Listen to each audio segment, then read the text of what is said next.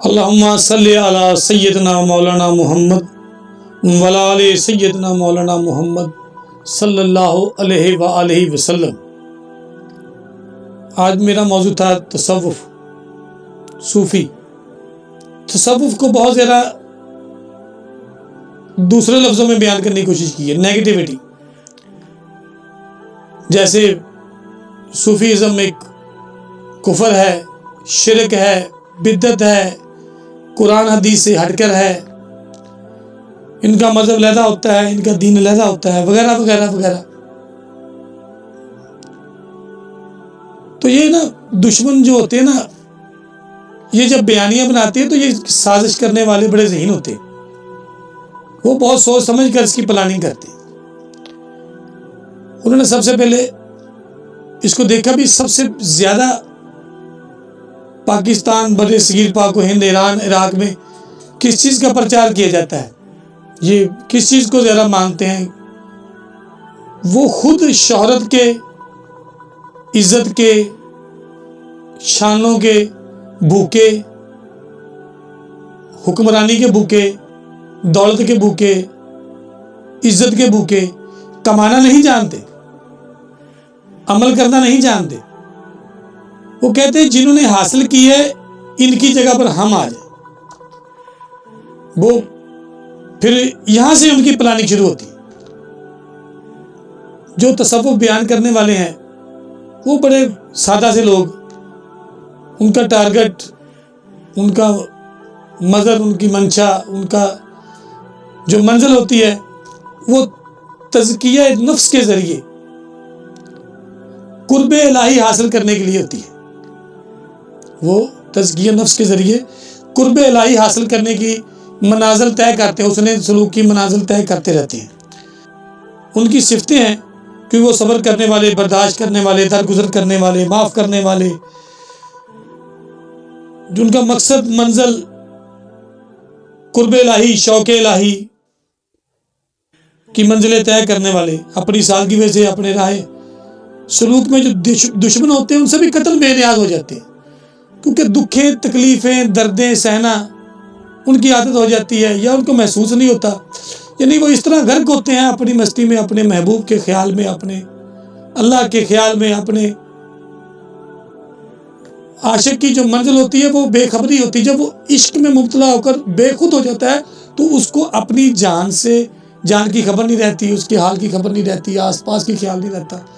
اس وجہ سے وہ کافی ڈیپلی وہ گم ہو چکتا ہے۔ جیسے یوسف علیہ السلام کے دور میں بیان کی جاتے ہیں کہ زلیخا نے کہا کہ تم یہ کہتی ہو کہ میں ایک عورت ملکہ ہو کے میں یوسف پر کیوں مہربان ہوگی، میں کیوں اس پر فریفتہ ہوگی، کیوں اس کی عاشق ہوگی، تو میں اس کا نظارہ آپ کو دکھانا چاہتی ہوں اور اس راز سے افشا کرنا چاہتی ہوں، تو میں دعوت کے لیے آپ کو دعا کرتی ہوں اور آپ آئی تشریف لائیں، بیٹھیں، تو میں بھی یہ بھی نظارہ آپ کو دکھاتی ہوں کہ کیوں میں بے گناہ ہوں۔ عورتیں اکٹھی ہو گئی، عورتیں عام نہیں تھیں، جو وہاں کے سپہ سالار تھے، راجے تھے، مہاراجے تھے، جاگیردار تھے، بادشاہ تھے، وزیر تھے، سپہ سالار تھے، ان کی بیویاں اکٹھی ہوئی۔ بڑا لمبا چوڑا انہوں نے بیان کیا ہے۔ تو جب وہ آگئی تو پھر سب کھانے لگی تو آگے سیب رکھ دیا، ایک چھری رکھ دی اور کہا تم سیب اس وقت کاٹنا جب میں کہوں، باقی سب کھانا تمہارے لیے ہے، تم یہاں پر بیٹھو۔ بڑا عیش کا انتظام کیا، کھانے پینے کا بہترین ایک شاندار دعوت کا اہتمام کیا۔ اس نے اشارہ کیا اپنی لونڈی کو کہ یوسف کو بھیجو۔ جیسے یوسف چلے اپنے کمرے سے، اس نے کہا ہاں جی بسم اللہ کرے، سب سے پہلے آپ سیب کھائیں گے کاٹ کر۔ وہ سیب کھانے کے لیے انہوں نے کاٹنا شروع کیا تو ادھر سے یوسف علیہ السلام اپنے حسن سے جلوہ فروز ہوئے۔ جیسے ہی وہ چلے آ رہے ہیں، انہوں نے پہلا پاؤں رکھا تو لوگوں کی نظریں یوسف کی طرف اٹھ گئی، کیونکہ مشہور تھا یوسف کا حسن، کسی کو راس نہیں آتا تھا، وہ تو بے خود ہو جاتا تھا۔ وہ جیسے ہی چلے تو یوسف علیہ السلام چلے تو انہوں نے سیب کاٹتے کاٹتے ان کو اندازہ نہ ہوا کہ سیب کاٹنے کے ساتھ ساتھ ان کی انگلیاں بھی کٹ رہی ہیں۔ لہو لہان ہو گئے۔ یوسف علیہ السلام آئے، مخصوص جو چیز تھی وہ انہوں نے پیش کی، رکھ کر وہ واپس چلے گئے. جیسے ہی واپس گئے وہ سہد ٹوٹ گیا، حسن کا سہد ٹوٹ گیا. جیسے ہی حسن کا سہد ٹوٹا ان کو احساس ہوا کہ میرے ہاتھ خون سے بھر گئے ہیں، مجھے تکلیف ہو رہی ہے، یہ کیا ہو گیا. تو پھر زلیخا نے کہا اب بتاؤ کہ میں کتنی گناہ گار. تم سب مجھے کہتی ہو کہ تم شادی شدہ ہو کر، ملکہ ہو کر تم ایک غلام کی کیسے عاشق ہوگی. اب بتاؤ تمہارا حال کیا ہے. تم تو ایک لمحے کے لیے اس کے پاس ٹھہری ہو، تم نے اس کا نظارہ کیا ہے، تو تمہارا یہ اشر ہے. تو میں تو اس کے ساتھ رہتی ہوں، وہ میرے پاس آتا ہے، جاتا ہے، بیٹھتا ہے، کھاتا ہے، پیتا ہے، تو پھر میرا حال کیا ہوگا. تو یہ وہ یوسف ہے جس کو اللہ تعالیٰ نے اپنے محبوب محمد مصطفیٰ صلی اللہ علیہ وآلہ وسلم کے حسن سے ایک قطرہ عنایت کیا. تو اس کا جو دریا ہے، وہ سمندر ہے، وہ محمد مصطفیٰ، وہ کیسا ہوگا، اور جس نے اس کو بنایا وہ مصور کیسا ہوگا جس کی یہ تصویر ہے. میں کوشش کر رہا ہوں کچھ کھینچنے کی، آپ کو سمجھانے کی، کہ یوسف علیہ السلام کا حسن، محمد مصطفیٰ صلی اللہ علیہ وسلم کی حسن کی خیرات، جس نے محمد مصطفیٰ صلی اللہ علیہ وسلم کو بنایا، جس کو اپنے نور سے نور کو جدا کیا، جو خالق محمد ہے، وہ کیسا حسین و جمیل ہوگا. جیسے کہ وہ قرآن میں فرماتا ہے کہ اللہ خوبصورت ہے اور خوبصورت لوگوں کو پسند کرتا ہے. تو جو صوفیہ کرام ہے وہ اللہ کے نور کی تجلیات میں اس طرح غرق ہوتے ہیں، ان کو اپنے آس پاس کا احساس نہیں ہوتا، بھوک پیاس کا احساس نہیں ہوتا، کھانے پینے کے علاوہ درد و مصیبت و رنج، کانٹے، دھوپ، چھاؤں، سردی، گرمی، کسی چیز کا احساس نہیں ہوتا. وہ اس طرح اپنے مالک کی محبت میں اس طرح غرق ہوتی. تو اب میں اگر یہاں تک ہوں تو اس کو تھوڑا آگے لے کر چلوں. ابھی جو تصوف کو بیان کرنے والے ہیں، شاید ان سے تھوڑی سی مسنگ ہوئی ہے یا غلطی ہوئی ہے، جیسے بھی آپ لگائے، ان سے غلطی ہوئی ہے، جس کی وجہ سے دشمنان تصوف کو، دشمنان اولیاء اللہ کو، دشمنان رسول اللہ صلی اللہ علیہ وسلم کو سب سے پہلے، اس کے بعد رسول اللہ کے بعد اس کی اہل بیت کے دشمن، اس کے بعد اولیاء اللہ کے دشمن، اب وہ اولیاء اللہ کو چاہنے والوں کے دشمن ہر دور میں رہے. یہ کبھی بھی دور نہیں گئے تھے. جیسا کہ اگر میں بیان کر سکوں تو حضرت موسیٰ علیہ السلام اللہ کے بندے، فرعون اس کا مقابل میں ہے. موسیٰ اور فرعون جوڑا ہے نا، اچھائی برائی کا، دن رات کا، سورج چاند کا، یہ گرمی کا، سردی کا، صبح کا، رات کا، اچھائی کا، مجموع جو ہوا، اللہ تعالیٰ نے ہر چیز کا جوڑا پیدا کیا، خیر اور شر. تو خیر اور شر بس ادھر ہی رہنا آپ نے. ایک طرف خیر ہے، ایک طرف شر ہے. خیر ہے ذکر الہی کرنے والے، ذکر الہی کی دعوت دینے والے، ذکر الہی میں غرق رہنے والے عاشق اور محبوب الہی. دوسری طرف ہے ان کو تنگ کرنے والے، ان کو تانا تانی کرنے والے، خود کسی قابل نہیں، خود محنت نہیں کرنا جانتے، خود گھر کو نہیں جانتے، خود ذاتی طور پر عقل مند بنتے ہیں، دانے بنتے ہیں، عزت والے بنتے ہیں، مگر ہوتے نہیں. کیوں؟ ایک ظاہری ہے، ایک باطنی. ہر چیز کا ظاہر اور باطن ہے، اچھائی اور برائی ہے. تو میں یہ کہنا چاہتا تھا، اب ذرا غور رکھنا. موسیٰ کے ساتھ فرعون، عیسیٰ کے ساتھ یہودی، ابراہیم کے ساتھ نمرود، محمد مصطفیٰ کے ساتھ صلی اللہ علیہ وسلم کفار مکہ، حسین کے ساتھ یزید، ولیوں کے ساتھ یزیدی ٹولہ. اب میں ان کے چہرے دکھانا چاہتا ہوں. اگر تصوف کے ساتھ دشمنان تصوف اور اہل بیت اولیاء اللہ کے چہرے اگر دکھا دیے جاتے، ان کے رنگ ڈھنگ دکھا دیے جاتے، ان کی کارستانیاں، ان کی استاکاریاں، ان کی سازشوں کا پردہ فاش کیا جاتا، تو یہ آج ایسا وقت نہ آتا. جب یہ بیانیاں بناتے ہیں نا، ایک سیاسی جماعت ہے، اس کا یہ مطلب بڑا پرفیکٹ ایک طریقہ کار ہے ان کا، کلیہ ہے یہ کہ کیا کرنا ہے انہوں نے، ان کا کلیہ غلط بیانیے کو بار بار متواتر اس طرح سے بیان کرو کہ اس کے آگے سچ، حق، جھوٹا، مشکوک لگنے لگے اور کمزور لگنے لگے. بڑی اعلیٰ سطح سے سازش ہوتی ہے اور آج سے نہیں ہو رہی. یہ تمام انبیاء کے مقابلے میں بھی ہوئی، پھر رسول اللہ کے دور میں بھی ہوئی، اہل بیت کے دور میں بھی ہوئی، اب اولیاء کرام کے دور میں بھی ہو رہی ہے. تو یہ بعد میں بھی ہوتی رہے گی، پہلے بھی ہوتی رہی. جیسے جیسے حق چلا رہا ہے ویسے ویسے باطل بھی چلا رہا ہے. تو ان کو پہچاننے کا صرف ایک ہی طریقہ ہے، اس کے علاوہ اس کا کوئی طریقہ نہیں، کیونکہ یہ ایک ہی طریقہ ہے. اور یہ طریقہ میں نے لیا کلمے سے، لا الہ الا اللہ محمد رسول اللہ، اشہد ان لا الہ الا اللہ وحدہ لا شریک لہ واشہد ان محمد عبدہ ورسول. مطلب یہ میں نے اسے لیا کہ لا یعنی پہلے نفی کرو، کس کی؟ ان کے مقابل آنے والے تمام لوگوں کی، فاسق لوگوں کی، جھوٹ کی، برائی کی، ہر وہ چیز جو ان کے مقابلے میں آئے. تو ان کے مقابلے میں یہ اللہ تعالیٰ نے ہمیں فارمولہ دیا، افسوس ہم نے استعمال نہ کیا. ہمیں تصوف اور اہل بیت شان رسول اللہ بیان کرنے سے پہلے ہمیں ان کے دشمنوں کے چہرے دکھانے چاہیے تھے.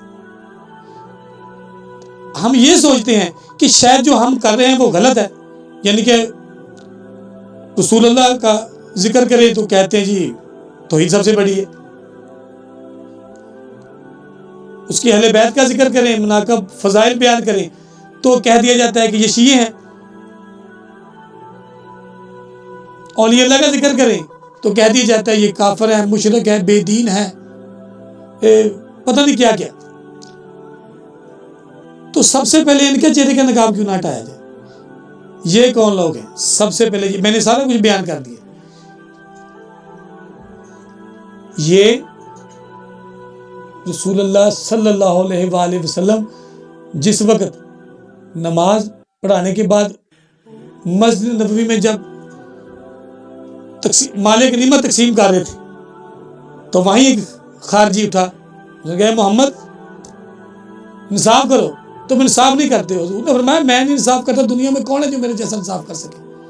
میں زمین اور آسمان ہر چیز کی خبریں دینے والا ہوں، میں اللہ کا ایسا صدیق سچا نبی ہوں کہ میں اس کی کسی چیز میں خیانت نہیں کرتا، ملاوٹ نہیں کرتا، ہر چیز ہر چیز کو پورا تقسیم کرنے والا ہوں. اگر اس دنیا میں میں انصاف کروں تو کون انصاف کرے گا؟ صحابہ نے تلواریں نکال لی، اس کو قتل کرا. حضور نے اس کو چھوڑ جانے دو، اس کو چھوڑ دو، وہ جناب اس کی پشت کو دیکھو، اس کی پشت میں سے پیدا ہوں گے وہ. تو وہ آج بھی ہے. اب وہ ظاہر نہیں ہوتے، بڑی پہلے وہ ذرا سیدھے ہو گئے، جاہلیت کے زمانے میں سیدھا ہو کے اپنے آپ کو ظاہر کر لی، اب ظاہر نہیں کرتے. اب ان کے طریقہ کار ہے وہ میں جیسے بتایا، رسالت کے مقابلے میں توحید، اہل بیت کے مقابلے میں صحابہ، اور حسین کے مقابلے میں یزید، اولیاء کرام کے مقابلے میں شرک بدعت وغیرہ. یہ برائے یہ کوئی شرک بدعت نہیں ہے، یہ میں نے پہلے بیان کیا، صحابہ صوفہ میں بیان کر چکا ہوں. یہ اہل تصوف تمہیں مبارک ہو، تمہیں مبارک ہو، تمہیں فخر کرنا چاہیے کہ تم صوفیاء کرام کے ماننے والے بعد میں ہو، پہلے اصحاب صفا کے پیروکار ہو. تم رسول اللہ کے حکم کے مطابق چل رہے ہو، تم اللہ کے حکم کے مطابق چل رہے ہو، تم تزکیہ نفس کرنے والے ہو، تم مجاہدے میں مشاہدے میں اس طرح غرق ہو کہ اللہ تعالیٰ نے تمہارے بارے میں قرآن پاک میں آیات نازل کی ہیں، محمد مصطفیٰ نے تم پر فخر کیا ہے. الفقر و فقری فالفقر منی، فقر میرا فقر ہے اور فقر مجھ سے ہے. الفقر و فقری والفقر منی، فقر میرا فقر ہے اور فقر مجھ سے ہے. تمہیں خوش ہونا چاہیے، تمہیں سجدہ شکر بجا لانا چاہیے کہ اللہ تعالیٰ کے نبی کا تم فخر ہو، محمد مصطفیٰ کا تم فخر ہو، اللہ کے تم ولی ہو، اللہ تم پر ناز کرتا ہے، محمد مصطفیٰ تمہیں بیان کرتا ہے. تمہیں مبارک ہو، تمہیں مبارک ہو، تمہیں مبارک ہو. اور ان کو ماننے والوں، ان سے محبت کرنے والوں، تمہیں کوئی ضرورت نہیں ان سے چھپنے کی، ان سے ڈرنے کی، بیان کرنے کی، ان سے اپنے آپ کو چھپانے کی. شاید تم جانتے نہیں ہو، تمہیں اللہ تعالیٰ نے وہ مرتبہ، وہ شان عطا کی ہے جو ان جلنے کڑنے والوں کو نیت کی، کیونکہ یہ ساری زندگی جلتے رہیں گے، یہ پریشان حال رہیں گے، ان کو کچھ پتہ نہیں چلے گا کہ یہ ظاہر بھی ہو جائیں گے، ان کی تصویر، ان کا تصور مکروہ ہے، ان کو دیکھ لو، ان کو دیکھو، یہ رسول اللہ کے دشمن ہے، یہ اہل بیت کے دشمن ہے، یہ اللہ کے ولیوں کے دشمن ہے۔ انشاءاللہ العزیز ان کا انجام وہی ہوگا، ان کا انجام غیر المغضوب والضالین ہے، ان کا انجام انا اعطیناک الکوثر فصل لربک وانحر ان شانئک هو الابتر۔ یہ ابتر ہے، ابتر رہیں گے، یہ ابتر تھے، ابتر ہیں اور ابتر ہی رہیں گے۔ نہ ان کا کل کوئی نام و نشان بچا تھا، نہ آج ان کا نام و نشان بچے گا انشاءاللہ العزیز۔ تو اللہ کے ولیوں میں اللہ کی قسم، اللہ کے ولیوں میں اللہ کی رحمت آئی ہے، دنیا میں ان کے ڈنکے بجے ہیں اور آخرت میں بھی ان کے ڈنکے بجیں گے۔ ولیوں نے اللہ تعالیٰ کا ذکر بلند کیا ہے، اللہ تعالیٰ ان کا ذکر بلند کرتا ہے۔ اللہ فرماتا ہے تم میرا ذکر کرو، میں تمہارا ذکر کروں گا، تم میرا ذکر دنیا کی محفل میں بیٹھ کے، میں تمہارا ذکر فرشتوں کی محفل میں کروں گا، تم دنیا میں میرا ذکر بلند کرو گے، میں دنیا اور آخرت دونوں میں تمہارا ذکر بلند کر دوں گا۔ اللہ تعالیٰ نے پہاڑ جیسی رحمتیں، نعمتیں ان کے لیے مقرر کی ہیں۔ جیسے میں نے اولیاء کرام کے چیپٹر میں بیان کیا کہ حضرت ابو ذر غفاری رضی اللہ تعالیٰ عنہ سے مروی کیا ہے کہ انہوں نے رسول اللہ صلی اللہ علیہ وسلم سے کیا سنا، آپ اس کو سنیں، انشاءاللہ تعالیٰ آپ کو سمجھ آئے گی کہ اللہ کے ولی، ان کی شان میں بیان کرنے والا کون ہے؟ ان کو اللہ قرآن میں بیان کرتا ہے، رسول اللہ اپنے فرمان میں بیان کرتے ہیں۔ اور اصحاب صفا، میں پھر کہتا دہرانا چاہتا ہوں، فخر کرو، اللہ کے نبی نے سب لوگوں سے مجمع میں عام مجمع میں ساری باتیں کی، مگر خاص باتیں اصحاب صفا کے ساتھ کی۔ دیکھو حضور کے مقابلے میں کفار نے کیوں تلوار اٹھائی؟ ان کی سرداریاں جاتی نظر آئیں، انہیں اپنے عزتیں ختم ہوتی نظر آئیں، انہیں اپنا مستقبل طریق ہوتا نظر آیا، مگر وہ جھوٹے تھے، بت پرستی کو فروغ دینے والے تھے، جھوٹ بولتے تھے، نافرمانی کرتے، کم تولتے تھے، بیٹیوں کو زندہ درگور، غلط چلتے تھے، غلط چیز کو پروموٹ کرتے تھے۔ جب صحیح کرنے والا آیا تو پتہ چل گیا نا، اور جنہیں صحیح بندہ آندہ زمین تو لے کے آسمان تک، اس مشرق تو لے کے مغرب تک لیٹ جاندی نور دی، یہ اللہ دی ولیوں دی شان ہے۔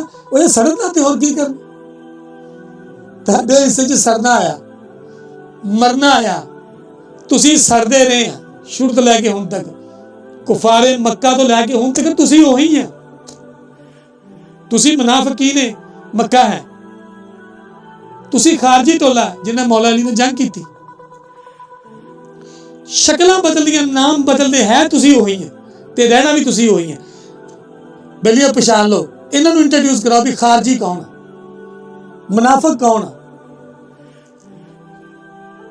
ظالم کون ہے، کنڈ پیچھے چھرے مارنے والے کون ہے، حضرت امام حسین دے قاتل کون ہے، حضرت علی مولا مشکل کشا نے جنگ کرنے والے کون ہے، خارجی کون ہے۔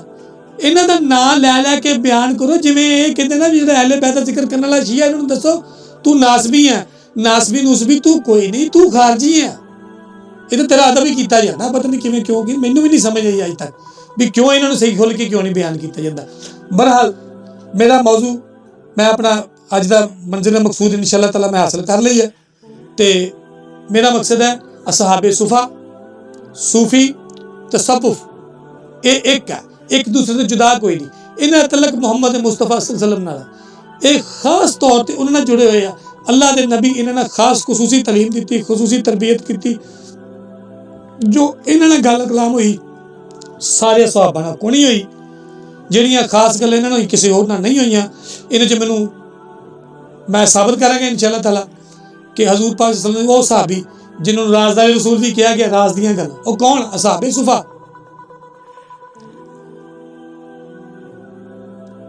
وہ صحابی جنہوں نے کہ بھی جی میں یہ گل اج دے دور چ کراں، رسول اللہ دی حدیث بیان کر دیاں تے اے حکمران میری تھون لا لین، وہ صحابی مینوں یاد آ تے وہ میں تینوں یاد کرا دیاں گا، پتہ تانوں بھی سارے نوں،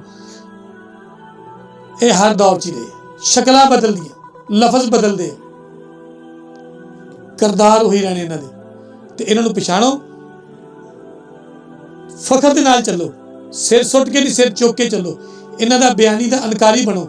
ਇਹਨਾਂ ਨੂੰ ਦੱਸੋ ਕਿ ਤੁਸੀਂ ਸਿਰਫ ਔਰ ਸਿਰਫ ਬੁਜ਼ਦਿਲ, ਚੋਰ ਆ, ਮੁਨਾਫਿਕ ਆ, ਛੁਪ ਕੇ ਵਾਰ ਕਰਨ ਵਾਲੇ। ਮਮਾ ਅਲੈਹ